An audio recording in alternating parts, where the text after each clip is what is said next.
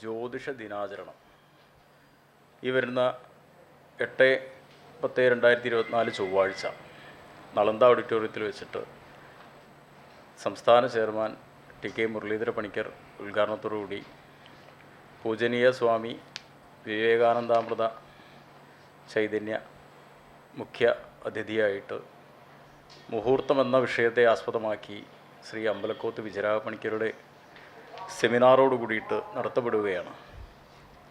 അപ്പം എല്ലാ വർഷവും നമ്മൾ ഓരോ വിഷയത്തെ ആസ്പദമായിട്ട് ജ്യോതിഷ ദിനാചരണത്തിൽ ജ്യോതിഷ ചർച്ചകളും സെമിനാറുകളും സംഘടിപ്പിച്ച് വരാറുണ്ട്.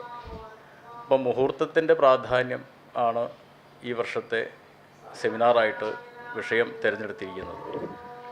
അപ്പോൾ അതോടുകൂടിയിട്ട് ഞങ്ങൾ ഈ പരിപാടി നടത്തപ്പെടുകയാണ്.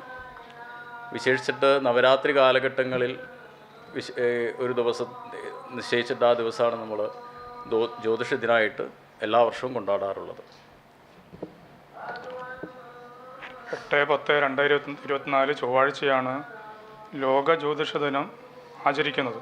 നമ്മൾ എല്ലാ കൊല്ലവും ആചരിക്കുന്നതാണ്.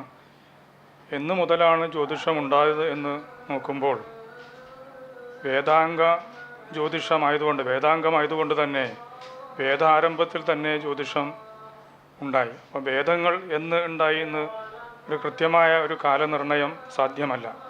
ഈ വേദാംഗ ജ്യോതിഷം എന്ന് പറയുന്നത് തന്നെ ഗ്രഹങ്ങളുടെ ഗതിവിഗതികളുടെ കണക്കാണ്. ഈ വേദാംഗ ജ്യോതിഷത്തെ ഫലജ്യോതിഷത്തിലേക്ക് ആക്കുകയാണ് ഈ ഋഷി ആചാര്യന്മാർ ചെയ്തിരിക്കുന്നത്. അപ്പോൾ നമ്മളിപ്പോൾ 8/10/2024 ഒരു ജ്യോതിഷം എന്ന് ആരംഭിച്ചു എന്നുള്ളത് കൃത്യമായിട്ട് നമുക്കറിയില്ല. എങ്കിലും നമ്മൾ ഇങ്ങനെ ആചരിച്ചു പോരുന്നു. ഈ സമയത്ത് കൊല്ലങ്ങളോളം നമ്മൾ ആചരിച്ചു പോരുന്നതാണ്. അത് 8/10/2024 ചൊവ്വാഴ്ചയാണ്. അന്ന് നിങ്ങൾ മാധ്യമങ്ങൾ ഒക്കെ ശ്രദ്ധിക്കുക, നല്ലൊരു റിപ്പോർട്ടൊക്കെ കൊടുക്കുക എന്ന് തന്നെ പറയുകയാണ്. ശരി. നിങ്ങൾ എല്ലാ വർഷവും നിങ്ങളെ സമീപിക്കലുണ്ട്. ഞങ്ങളുടെ ഈ ലോക ജ്യോതിശാസ്ത്ര ദിനാചരണം എല്ലാ വർഷവും കൊണ്ടാടലുമുണ്ട്.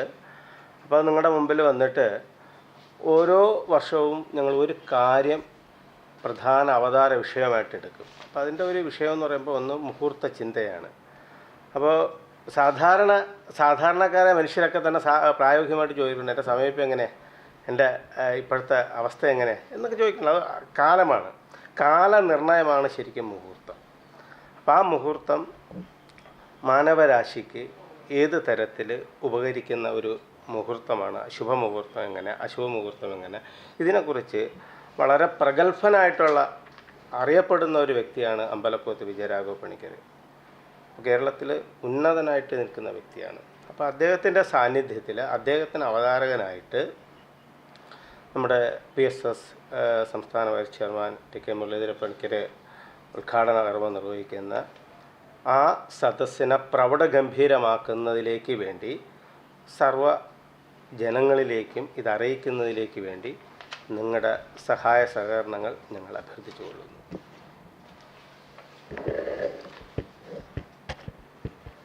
കൂടുതലായൊന്നും പറയാനില്ല, എല്ലാവരും പറഞ്ഞു കഴിഞ്ഞ്. ഇതിൻ്റെ ലോക ജ്യോതിശാസ്ത്ര ദിനാചരണം ജ്യോതിഷ സെമിനാറാണ് നളന്ദയിൽ വെച്ച് നടക്കുന്നത് 8/10/2024.